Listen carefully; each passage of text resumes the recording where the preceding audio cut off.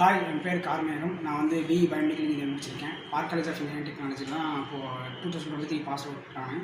So நான் வந்து என் core field choose பண்ணணும்னு சொல்லிட்டு பயோமெடிக்கல் ஃபீல்டு சூஸ் பண்ணலாம்னு பார்த்தேன்.